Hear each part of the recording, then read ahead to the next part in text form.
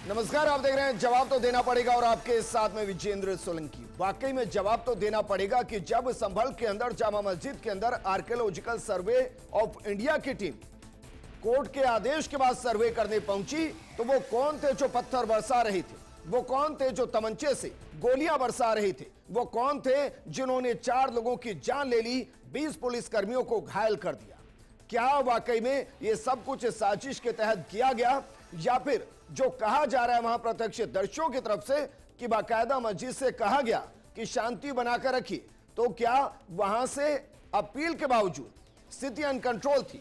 कहा यह भी जा रहा है कि बाहर के लोग वहां पहुंचे थे तो एंट्री कैसे हुई? सवाल इन सब के बीच में यह है, क्या वाकई में मस्जिद मंदिर है? क्या हरिहर मंदिर है? क्या भगवान विष्णु का मंदिर है? और यह हम नहीं कह रहे हैं, बाबरनामा जिसको खुद बाबर ने लिखा है उसके अंदर इसका जिक्र है। आइन ए अकबरी जो किताब लिखी गई उसके अंदर हरिहर मंदिर का जिक्र है। इतना ही नहीं, आर्कियोलॉजिकल सर्वे ऑफ इंडिया का 1879 का सर्वे, उसके अंदर भी इसका जिक्र है। तो सवाल यह है कि क्या वाकई में वो मंदिर है और क्या मंदिर पर मस्जिद बनी हुई है? इन सब के बीच फर्स्ट इंडिया के कुछ सवाल है कि पत्थरबाज कौन थे, क्या उन तक पहुंचा जाएगा और क्या जो न्यायिक जांच की बात की जा रही है उससे इनके असली सूत्रधार तक पहुंचा जाएगा? सिर्फ पत्थरबाज नहीं, ये तमंचा चलाने वाले कौन हैं, कौन वहां शांति फैलाना चाहता है और क्या कानून को काम करने से भी रोका जाएगा? क्या सर्वे करने पर गोलियां चलेंगी, पत्थर चलेंगे तो आगे स्थिति कैसे कंट्रोल होगी? कौन कंट्रोल करेगा? सवाल यह भी, क्या क्या कुरान एक मंदिर को तोड़कर मस्जिद बनाने की इजाजत देती है? और क्या बाबरनामा और आईन ए अकबरी में झूठ लिखा हुआ है? सवाल 1879 में जो सर्वे हो चुका है तो फिर सवाल यह कि दोबारा सर्वे की जरूरत क्यों? और क्या ये तमाम चीजें पूजा स्थल अधिनियम 1991 का उल्लंघन है? आज बात इसी मुद्दे।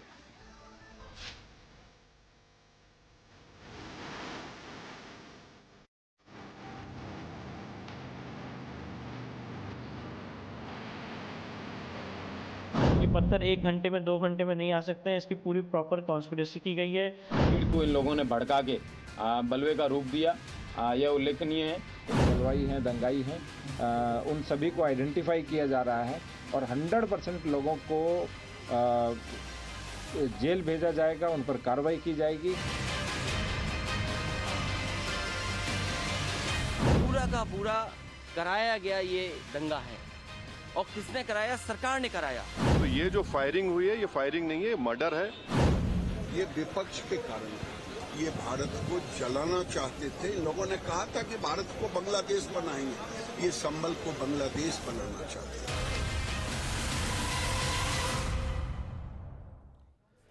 तो तस्वीरें आपने देखी। सबसे बड़ा सवाल तो यही कि अचानक से आसमान से पत्थरों की बारिश कैसे होने लगी? क्या वाकई में यह सब प्री प्लान था कि सर्वे की टीम वहां पहुंचेगी, उनके ऊपर पत्थरबाजी की जाएगी, स्थिति को तनावपूर्ण किया जाएगा? तो चलिए सबसे पहले संभल मस्जिद के विवाद को समझिए कि विवाद क्या है। हिंदू पक्ष काफी वक्त से मंदिर होने का दावा कर रहा है। जामा मस्जिद की जगह पर मंदिर होने का दावा किया जा रहा है। 19 नवंबर को 8 लोगों ने मामले को लेकर कोर्ट में अर्जी दायर की। सुप्रीम कोर्ट के वकील हरिशंकर जैन, उनके बेटे विष्णु शंकर जैन इसमें प्रमुख हैं। याचिकाकर्ताओं में वकील पार्थ यादव, केला मंदिर के महंत ऋषि राजगिरी, महंत दीनानाथ, सामाजिक कार्यकर्ता वेदपाल सिंह और मदन पाल के अलावा राकेश कुमार और जीतपाल यादव का नाम भी शामिल है। इन सब के बीच हिंदू पक्ष का दावा है कि यह जगह पहले श्री हरिहर मंदिर हुआ करती थी, जिसे बाबर ने 1529 में तुड़वाकर मस्जिद बनवा दिया। याचिका में हिंदू पक्ष ने 2 किताब और 1 रिपोर्ट को आधार बनाया, जिसका जिक्र हमने किया। बाबरनामा, आईन ए अकबरी किताब और भारतीय पुरातत्व सर्वेक्षण की 150 साल पुरानी रिपोर्ट इसमें शामिल की गई है। तो चलिए आपको यह भी बताते चलते हैं कि बाबरनामा के अंदर क्या लिखा गया है, जिस अंश का हवाला यहां दिया गया है।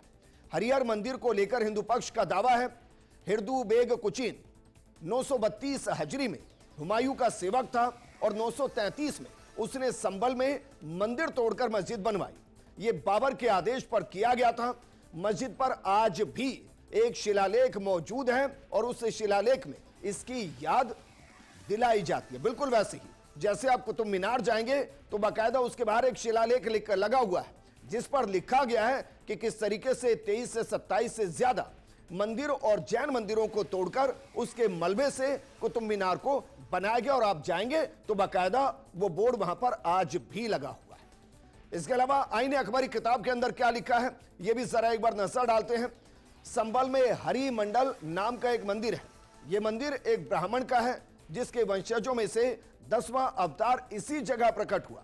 यह एक प्राचीन जगह है जो शेख फरीद ए शंकर गज के उत्तराधिकारी जमाल का विश्राम स्थल है। यह आईने अखबारी में लिखा हुआ है। अब जरा हिंदू पक्ष जिसने याचिका डाली वो क्या कह रहा है उसको भी समझिए। वो कह रहा है कि बाबर ने 1526 में भारत पर आक्रमण किया था। इस्लाम की ताकत दिखाने के लिए उसने हिंदू मंदिर नष्ट करवाए। 1527 से 28 के बीच बाबर के सेनापति हिरदू बेग ने मंदिर गिराया था। हरिहर मंदिर को आंशिक रूप से ध्वस्त कर दिया गया था।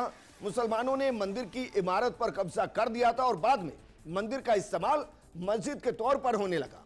मुख्य हिंदू मंदिर की दीवारें पत्थर की बड़ी ईंटों से बनी लगती हैं, लेकिन मुसलमानों ने दीवारों पर जो प्लास्टर लगाया उससे यह तथ्य छिप जाता है कि वो किस सामग्री से बनी है। हमें कई स्थानों पर प्लास्टर टूटा हुआ मिला और वहां पर कुछ जगहों पर पत्थर भी दिखाई दे रहे हैं। वो पत्थर हटा दिए गए तो हिंदू धर्म के निशान मौजूद रहे और भगवा रंग के पिल्लर वहां नजर आ रहे हैं। लेकिन जो सर्वे किया जा रहा है उस सर्वे को लेकर इतना विवाद क्यों है? क्या वाकई में वहां पत्थरबाजी एक साजिश है? क्या गोलियां चलना एक साजिश है? इन दंगे का सूत्रधार कौन है? और क्या कुछ समुदाय या कुछ लोग अपने आप को कानून और कोर्ट से ऊपर मानते हैं? आज बात इसी मुद्दे पर, और इस पर बात करने के लिए हमारे साथ मौजूद हैं कांग्रेस प्रवक्ता राजकुमार शर्मा जी, हमारे साथ मौजूद हैं योगेंद्र जोशी जी, रिटायर्ड पुलिस अधिकारी हैं, आलोक वत्स हमारे साथ बीजेपी प्रवक्ता वो भी जुड़ गए हैं, और हमारे साथ मुस्लिम स्कॉलर मोहसिन रशीद भाई भी जुड़ गए हैं। मोहसिन भाई, शुरुआत आपके साथ। क्या महज ये इत्तेफाक है कि अचानक से आसमान से पत्थर बरसने लगते हैं, 20 से ज्यादा पुलिसकर्मी घायल होने लगते हैं, 4 की जान चली जाती है?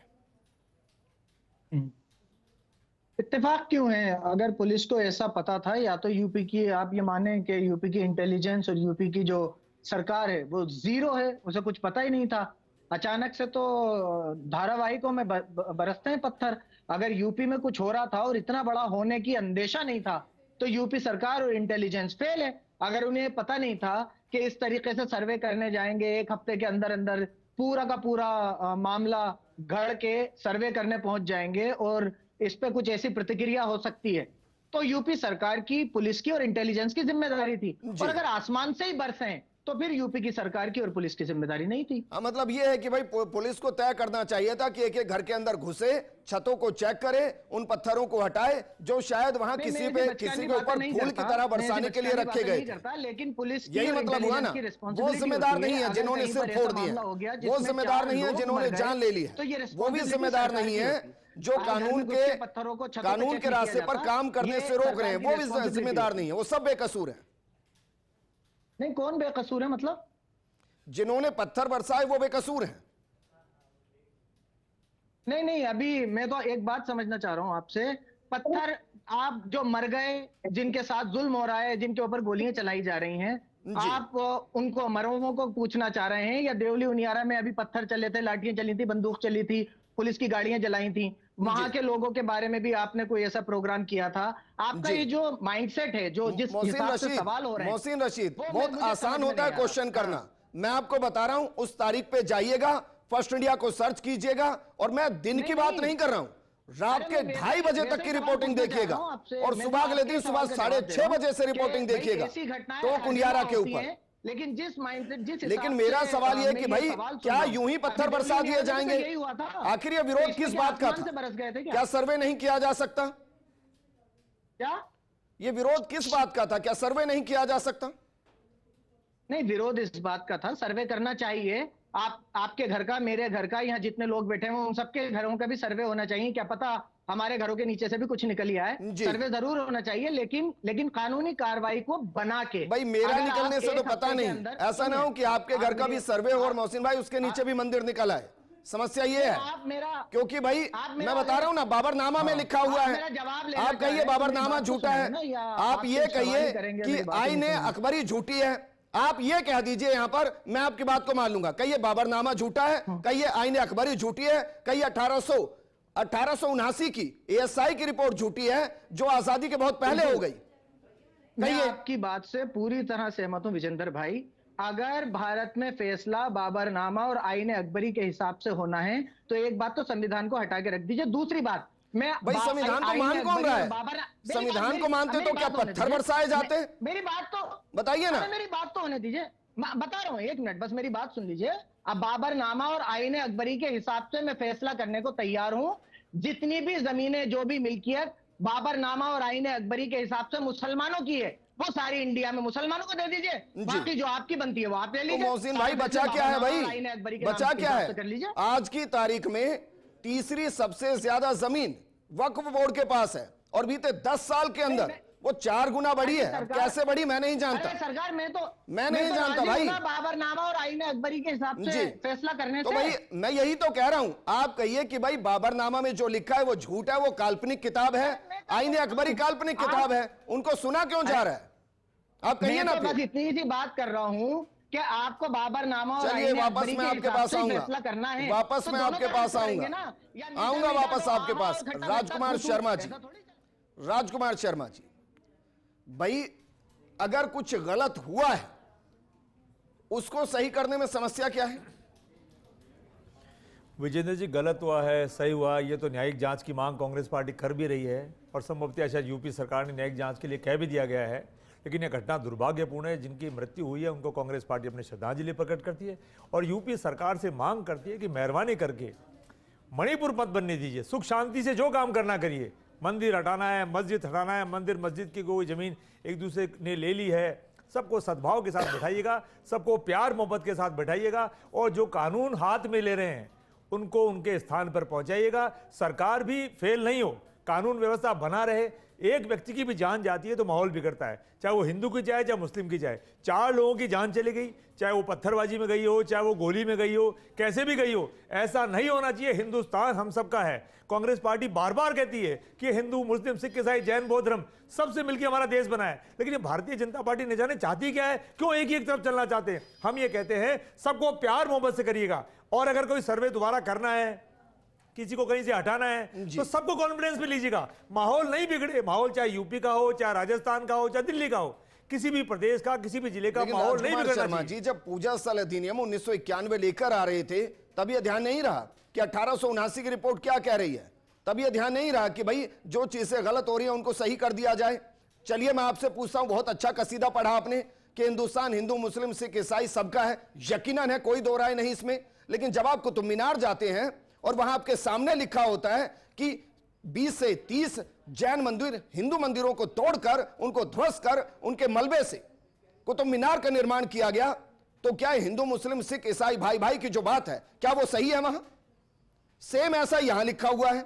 अब बताइए, आप जाएंगे वहां बतौर हिंदू और आप उसको पढ़ेंगे, आप गर्व महसूस करेंगे? विजेंद्र जी, पुराने समय में कोई भी किसी से भी गलती हुई है उसको दुरुस्त करने का ये तरीका तो नहीं कि हम कानून व्यवस्था बिगाड़ लें। वही तो कर रहे हैं। ये तरीका नहीं कि हम गोलियां चलवा लें या पत्थर बरसवा लें या किसी की जान चली जाए। जान किसी की भी जाए, एक जान बहुत महत्वपूर्ण होती है। जिसका बेटा जाता है, अगर एक घर के अंदर घुसकर पूछेगा हालत क्या होती है। सर्वे करने से पहले अगर एक घर में घुसकर चेक कर दिया जाता तो आपको ये दिक्कत होती कि भाई घरों में घुसकर ज्यादतियां की जा रही हैं। अब ऊपर फूल रखे हैं, पत्थर रखे हैं, और अगर रखे हैं तो उनको क्यों बरसाया जा रहा है, ये तो वहां की स्थिति तय करेगी ना, या नहीं करेगी? ये वहां की कानून व्यवस्था फेल है। जब भी सर्वे आलोक करने वत्स हमारे साथ हैं, बीजेपी नेता हैं। आलोक वत्स साहब, जब भाई ये पता है कि एक सेंसिटिव मामला है, पता है कि स्थिति बिगड़ सकती है, तो फिर बैकअप प्लान तैयार क्यों नहीं किया गया?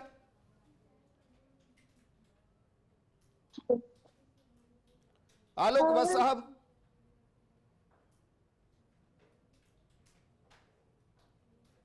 देखिए, ये जो हादसा हुआ है अंबल में, ये एक सुनियोजित ढंग की कार्रवाई है।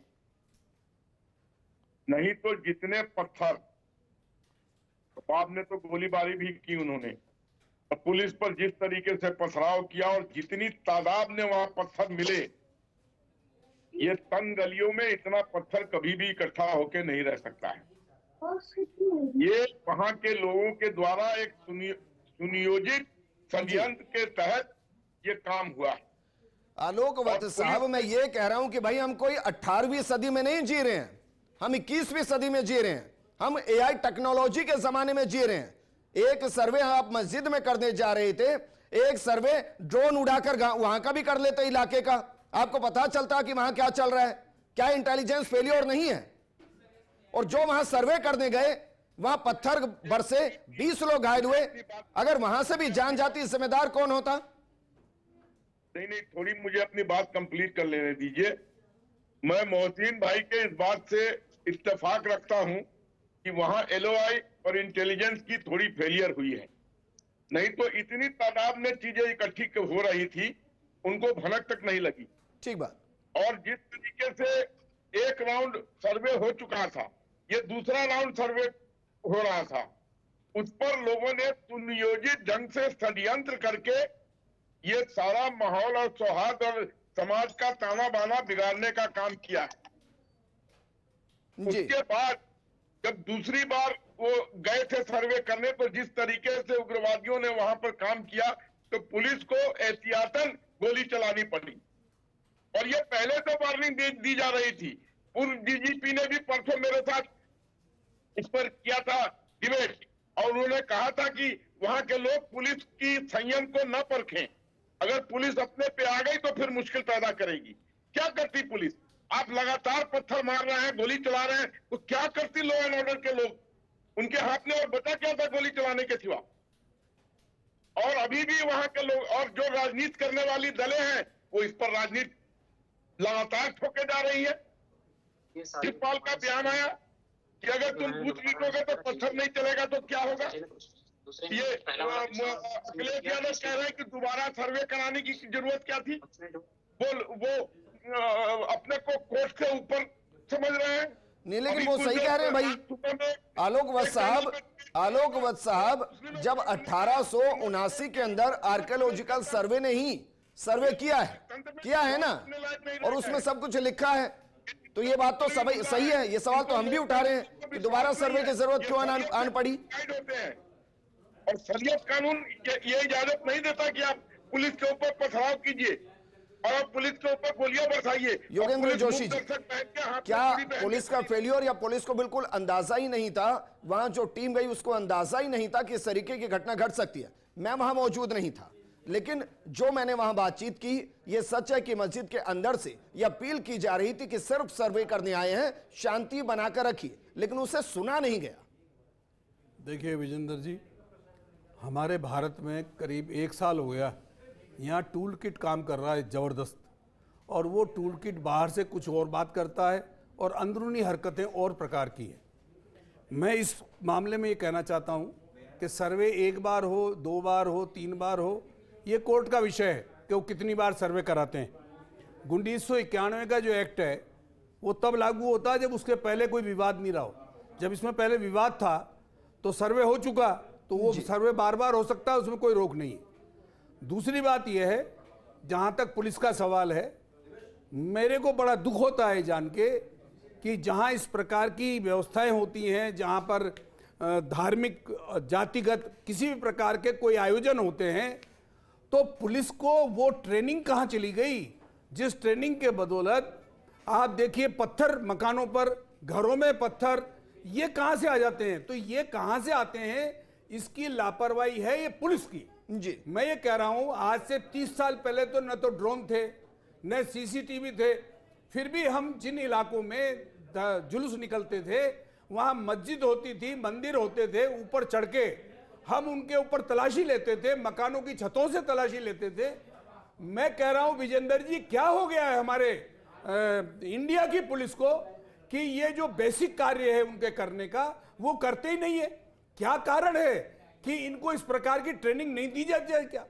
क्या ये यहाँ के जो हमारे राजनीतिक लोग हैं जो सत्ता चलाते हैं उनको ये पता नहीं है कि ये संवेदनशील मामला है, इसके अंदर इतने चारों तरफ से इसको घेर करके और वहां तलाशी ली जाए, मार्ग रोक दिए जाएं, पत्थर फेंकने की एक दूरी है, 25 फीट तक जाएगा, 50 फीट तक पत्थर जाएगा। तो इनको चेक करने की जिम्मेदारी पुलिस प्रशासन और वहां की जो सरकार है उसकी होती है। अब आप देखिए नुकसान मतलब आप ये कह रहे हैं कि भाई सबको सब कुछ पता था और जानबूझकर ये सब होने दिया गया। देखिए मैं मतलब तो यही हो गया ना सर। मैं ये नहीं कहता कि जानबूझ के किया है, लेकिन अगर मैं होता इनकी जगह तो पहले वहां तलाशी लुआता, हर गली में लेने को कहता, हर मोहल्ले में लेने को कहता, और अगर किसी के घर के अंदर पत्थर पड़े हुए हैं तो तलाशी लेने में कोई ऐतराज नहीं है, कलेक्टर उसके आदेश देता और तलाशी लेकर के उन पत्थरों को हमने भाई तलाशी की जरूरत नहीं, मैं कह रहा हूं ना, आप एक ड्रोन उड़ाइए, आपको सब कुछ पता चल जाएगा कहां क्या चल रहा है। हमने और ये तो बेसिक कॉन्सेप्ट है सर। और अगर वो सेंसिटिव इलाका है सर, तो ड्रोन से बाकायदा मॉनिटर भी किया जा सकता था। बिल्कुल, कि भाई कहां लोग पहुंच रहे हैं, कौन कर रहे हैं, बहुत कुछ हो सकता था, लेकिन वो हुआ नहीं है। वापस इस पर लौटेंगे, लेकिन वापस मुद्दे पर लौटते हैं। हमारे सहयोगी लगातार हमारे साथ बने हुए हैं, लेकिन मोहसिन भाई, मुझे इसमें कहने में कोई दो राय नहीं है कि वहां इंटेलिजेंस फेलियर रहा है, यह कहने में भी कोई दो राय नहीं और गुरेज नहीं कि अगर ऊपर ड्रोन उड़ रहा होता तो इस स्थिति को बिगड़ने से पहले शायद कंट्रोल कर लिया जाता। लेकिन हां, यह सवाल मेरा रहेगा कि भाई पत्थर क्यों रखे जा रहे हैं, क्यों पत्थरों को इकट्ठा किया जाता है, क्यों पत्थरों को बरसाया जाता है, क्यों इंतजार नहीं किया जाता कि कानून से कोई फैसला आए, अगर सही है तो स्वीकार किया जाए, गलत है तो अपील की जाए। यह तरीका किसी भी तरीके से सही थोड़ी ना हो सकता है। पहले आप एक बात ये समझिए कि अगर 200 साल, 500 साल, 1000 साल पहले के एविडेंस या उसकी स्ट्रक्चर पे ही फैसला लेना था तो संविधान में वो धाराएं नहीं डालनी थी कि एक रिलीजियस स्ट्रक्चर का जो एक्चुअल स्टेटस है वो संविधान के अकॉर्डिंग 1947 के अकॉर्डिंग रहेगा। एक बात। दूसरी बात, अगर आप ये मोहसिन भाई आप वकील हैं, देखिए आप अपनी बात पूरा कीजिए, मैं नहीं टोकूंगा। आप वकील हैं, मैं कह रहा हूं नहीं टोकूंगा भाई। लेकिन जिस पूजा स्थल अधिनियम 1991 का आप जिक्र कर रहे हैं, उसने क्या कहा, 1947 तक अगर कोई विवाद है तो उसकी सुनवाई होगी, अगर विवाद नहीं तो नया विवाद नहीं होगा। अब मैं आ रहा हूं आर्कियोलॉजिकल सर्वे ऑफ इंडिया की रिपोर्ट पर जो 1879 की है। अब बताइए वो इस अधिनियम के अंतर्गत कैसे आ रही है? आप तो वकील हैं। उन बौद्ध टेम्पल्स पे भी जाना पड़ेगा जिनको पुष्यमित्र ने तोड़ के, बौद्ध टेम्पल्स को तोड़ के मंदिर बना दिए थे, फिर उनकी भी एक लिस्ट निकलवाना चाहिए। दूसरी बात, आप जो कह रहे हैं कि भाई लोग विरोध क्यों कर रहे हैं, लोग विरोध एक सिस्टम की वजह से कर रहे हैं, क्योंकि एक हफ्ते के अंदर एक आदमी पत्थर मारने का विरोध कौन सा सही है? पत्थर मारना विरोध हो गया। वापस मैं आपके पास आऊंगा।